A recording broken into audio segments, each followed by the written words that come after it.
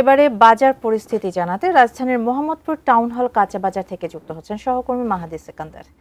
মাহাদি সিকান্দার, যেহেতু আজকে সাপ্তাহিক ছুটির দিন, কি অবস্থা দেখতে পাচ্ছেন সেখানে জানাবেন। ছুটির দিনে সাধারণত ক্রেতাদের ভিড় বেশি থাকে, সবকিছু মিলে পরিস্থিতি কেমন?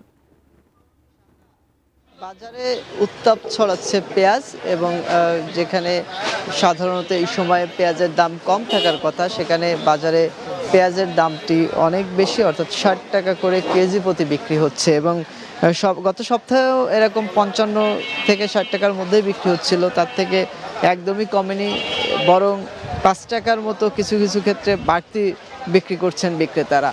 এবং পেঁয়াজের পাশাপাশি অন্যান্য যে সবজি রয়েছে বাজারে, সেসব সবজির দামও ৫ টাকা করে বিভিন্ন সবজি প্রতি বৃদ্ধি পেয়েছে। এবং যেহেতু শীতের একদমই শেষ, শীতকালীন সবজি, সেক্ষেত্রে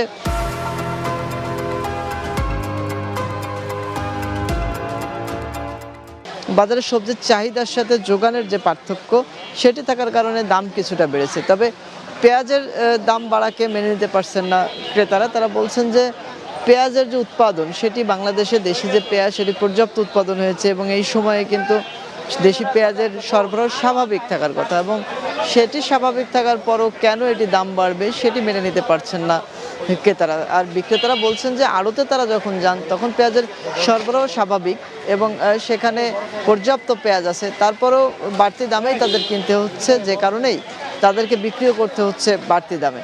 তো পেঁয়াজের ঊর্ধ্বগতির এবং সবজির দামে কিছুটা বাড়তি, এটি থাকার পাশাপাশি স্বস্তি আছে মুরগির বাজারে। ব্রয়লার যে মুরগি, সেটি বিক্রি হচ্ছে কেজি প্রতি ১৭০ টাকা, যেটি গত সপ্তাহে শুক্রবারে ছিল ১৮০ টাকা। তো এটির বাজার একদমই বাড়েনি, বরং ১০ টাকা কমেছে কেজি প্রতি। তো সব কিছু মিলে বাজারে পেঁয়াজের অস্বস্তি ভোগাচ্ছে ক্রেতাদের, এবং তারা বলছেন যে সরকারের আশু হস্তক্ষেপ প্রয়োজন, পেঁয়াজের এই বাড়তি ঝাঁজ কমাতে হবে। তো শাহনাজ, সব কিছু মিলে মোহাম্মদপুর টাউন হল কাঁচা বাজারে শুক্রবারে বাজার পরিস্থিতি নিয়ে এই ছিল আমার কাছে সর্বশেষ।